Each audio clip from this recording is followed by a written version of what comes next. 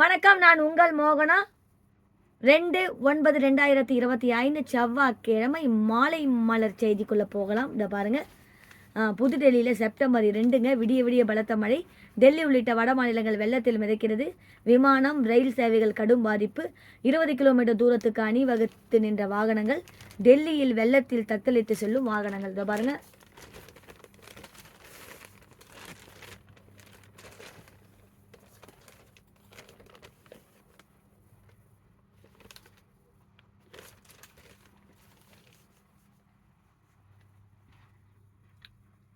டெல்லி உள்ளிட்ட வட மாநிலங்களில் சமீப காலமாகவே பலத்த மழை பெய்து வருகிறது. இந்த நிலையில் டெல்லி, ஹரியானா, பஞ்சாப் ஆகிய மாநிலங்களில் நேற்று மாலை முதல் பலத்த மழை பெய்தது. இரவிலும் நீடித்து மழை விடிய விடிய வெளுத்து வாங்கியது.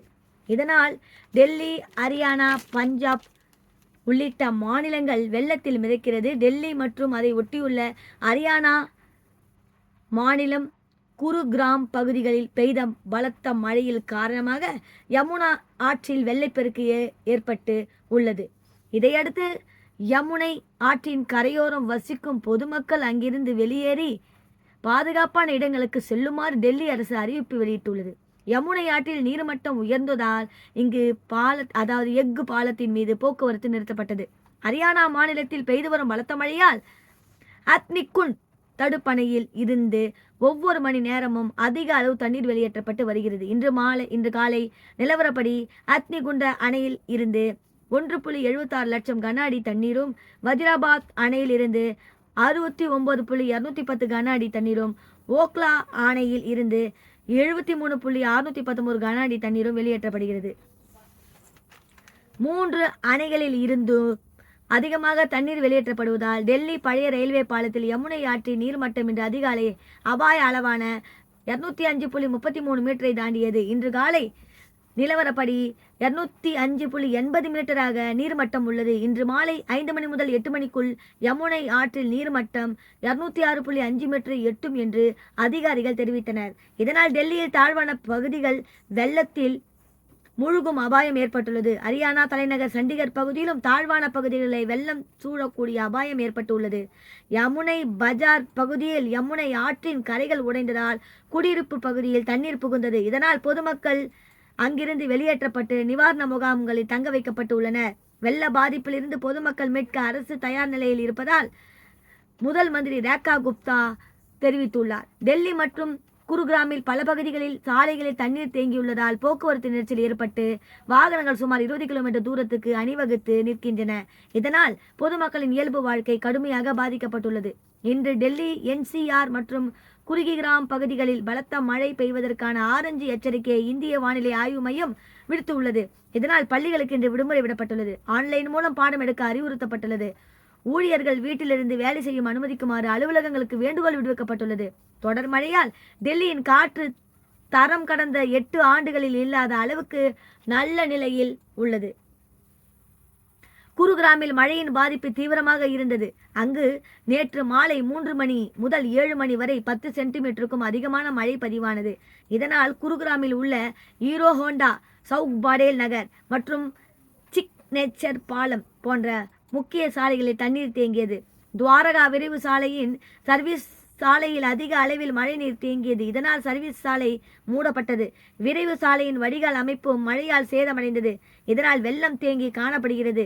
இந்த சாலை டெல்லியின் துவாரகா பகுதியையும் குருகிராமின் கெர்கிதாவ்லா மற்றும் பல பகுதிகளையும் இணைக்கிறது. டெல்லியில் இந்தியா கேட் அருகே உள்ள அக்பர் சாலை மற்றும் அதை சுற்றியுள்ள பகுதிகளிலும் பலத்த மழை பெய்தது. ஆனால் அந்த பகுதியில் தண்ணீர் தேங்கவில்லை. மழை நின்றதும் வெள்ளம் வடிந்தது. ஆனால் பொதுமக்கள் ஒரே நேரத்தில் அலுவலகங்களில் இருந்து வீடுகளுக்கு சென்றதால் போக்குவரத்து நெரிசல் ஏற்பட்டது. பலத்த மழை காரணமாக டெல்லியில் விமான சேவை கடுமையாக பாதிக்கப்பட்டுள்ளது. இதனால் விமான நிறுவனங்களுக்கு எச்சரிக்கை விடுத்துள்ளன. ஏர் இந்தியா நிறுவனம் வெளியிட்டுள்ள எக்ஸ் வலைதள பதிவில் டெல்லிக்கு வரும் மற்றும் டெல்லியிலிருந்து புறப்படும் விமான சேவைகள் மழையால் பாதிக்கப்படலாம். எனவே பயணிகள் விமான நிலையத்திற்கு புறப்படுவதற்கு முன்பு தாங்கள் பயணம் செய்யும் விமானத்தின் நிலையை சரிபார்த்து கொள்ள வேண்டும். போக்குவரத்து நெரிசலால் விமான நிலையத்திற்கு செல்ல கூடுதல் நேரம் தேவைப்படலாம் என்று தெரிவித்துள்ளது. இதேபோல் இண்டிகோ நிறுவனமும் பயணிகளுக்கு அறிவிப்பு வெளியிட்டுள்ளது. அதில் இன்று பயணம் செய்பவர்கள் விமான நிலையத்திற்கு புறப்படுவதற்கு முன்பு எங்கள் செயலில் அல்லது இணையதளத்தில் விமானத்தின் நிலையை சரிபார்த்து கொள்ளுங்கள் என்று தெரிவித்து உள்ளது. இதேபோல டெல்லியில் ரயில் சேவையும் பாதிக்கப்பட்டு உள்ளது. இதனால் ரயில் பயணிகள் கடும் அவதிக்கு உள்ளாகி உள்ளனர். காஷ்மீரின் பல பகுதிகளில் நேற்று மாலை முதல் மழை பெய்ததால் ஸ்ரீநகரின் சில பகுதிகளில் தண்ணீர் தேங்கியுள்ளது. இதனால் போக்குவரத்து நெரிசல் ஏற்பட்டுள்ளது. ரெசிடென்சி சாலை, டிஆர்சி சாவ் மற்றும் டால்கேட் உள்ளிட்ட பகுதிகளில் தண்ணீர் தேங்கியுள்ளதால் பொதுமக்கள் மற்றும் வியாபாரிகள் சிரமப்பட்டனர். மின் கம்பங்கள், பழைய மரங்கள் அருகில் பொதுமக்கள் செல்ல வேண்டாம் என்று எச்சரிக்கை விடுவிக்கப்பட்டு உள்ளது. ஏரி உட்பட்ட அனைத்து ஏரிகளிலும் படகு சவாரிக்கு தடை விதிக்கப்பட்டு உள்ளது.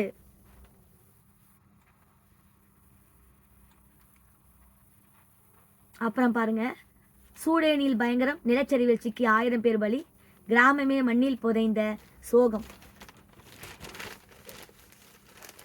இந்த பாருங்க, படத்துல இருக்கு பாருங்க.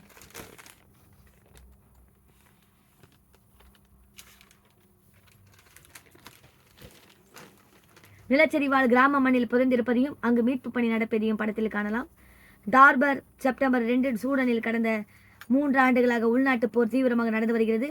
அல்புரான் தலைமையிலான இராணுவத்திற்கும் முகமது அம்தன் டகாலோ தலைமையிலான படைக்கும் இடையே நிலவும் அதிகார போட்டியால் இருதரப்பினர் இடையே கடும் சண்டை நடந்து வருகிறது.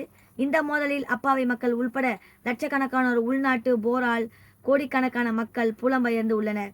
இந்த நிலையில் சூடான விடுதலை இயக்கம் தங்கள் கட்டுப்பாட்டில் வைத்துள்ள மர்ராம் மலையில் உள்ள டார்பர் என்ற பகுதியில் கடந்த சில நாட்களாக பலத்த மழை பெய்தது. வரலாறு காணாத மழை வெள்ளத்தால் பாதிக்கப்பட்ட இந்த பகுதியில் திடீரென பயங்கரம் ஏற்பட்டு நிலச்சரிவும் ஏற்பட்டது. இந்த சரிவில் சிக்கி ஒரே கிராமத்தை சேர்ந்த பெண்கள், குழந்தைகள் உட்பட 1000க்கும் மேற்பட்ட பொதுமக்கள் பரிதாபமாக உயிரிழந்தனர். அந்த கிராமமே இருந்த இடம் தெரியாமல் மண்ணில் புதைந்து உள்ளதாக சூடான விடுதலை இயக்கம் அதிகாரப்பூர்வமாக அறிவித்துள்ளது. நிலச்சரிவில் மேலும் ஏராளமான சிக்கி படுகாயமடைந்தனர். அவர்களை மீட்டு மருத்துவமனையில் சிகிச்சைக்காக அனுமதித்தனர். அங்கு மீட்பு பணி முடுக்கிவிடப்பட்டுள்ளது. மேலும் மழை, வெள்ளம் மற்றும் நிலச்சரிவில் கடும் தேசத்தை சந்தித்துள்ள இப்பகுதியில் இறந்தவர்களின் உடல்களை மீட்கவும் நிவாரணப் பணிகளை மேற்கொள்ளவும் ஐநா சபை மற்றும் சர்வதேச தொண்டு நிறுவனங்கள் உதவ வேண்டும் என்றும் அந்த இயக்கம் வேண்டுகோள் விடுத்துள்ளது. கடந்த மார்ச் மாதம் தலைநகர் கார்ட்டூமை இராணுவம் கைப்பற்றியதில் இருந்த டார்பூர் பகுதியில் சண்டை அதிகரித்துள்ளது. சூடானில் நடந்து வரும் உள்நாட்டு போரால் ஏற்கனவே அங்குள்ள மக்கள் பசி பட்டினியால் வாடி வருகிறார்கள். இதனால் உள்கட்டமைப்பு வசதிகள் இல்லாத மர்ராம் மலைகள் போன்ற தொலைதூர மற்றும் நிலையற்ற பகுதிகளில் அதிகமான பொதுமக்கள் தங்குமிடம் தேடி தள்ளப்படுகிறார்கள். இந்த நிலையில் வெள்ளச்சரிவில் சிக்கி பொதுமக்கள் உயிரிழந்திருப்பது மேலும் சோகத்தை ஏற்படுத்தி உள்ளது. ஒரே ஒருவர் மட்டும் உயிர் பிழைத்த அதிசயம். தாராசின் கிராமத்தை சேர்ந்த ஆயிரக்கணக்கானோர் நிலச்சரிவில் சிக்கி உயிரிழந்தனர். ஆனால் அந்த கிராமத்தை சேர்ந்த ஒரே ஒருவர் மட்டும் அதிர்ஷ்டவசமாக உயிர் பிழைத்து உள்ளார். கிராமமே மண்ணில் புதைந்த நிலையில் ஒருவர் மட்டும் உயிர் பிழைத்த அதிசயம் நிகழ்ந்து உள்ளது.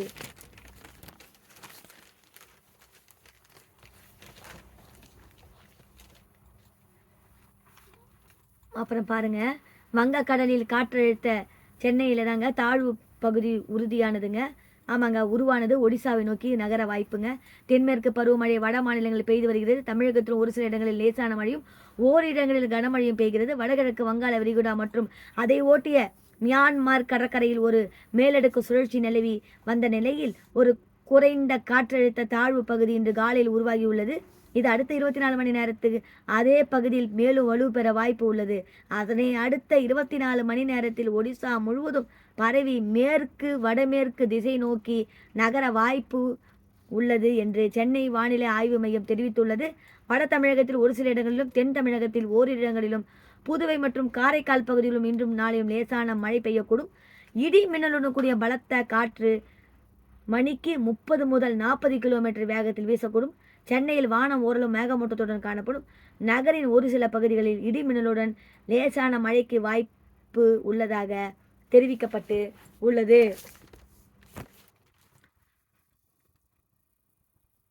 இத்துடன் இந்த மழையின் நிலச்சரிவு இதெல்லாம் பார்த்துட்டோம். இதோடு வேறொரு செய்தியில் நான் உங்களை சந்திக்கிறேன். அதுவரை உங்களிடமிருந்து டாடா பை பை சொல்லி விடைபெறுகிறேன். உங்கள் மோகனா. நன்றி, வணக்கம்.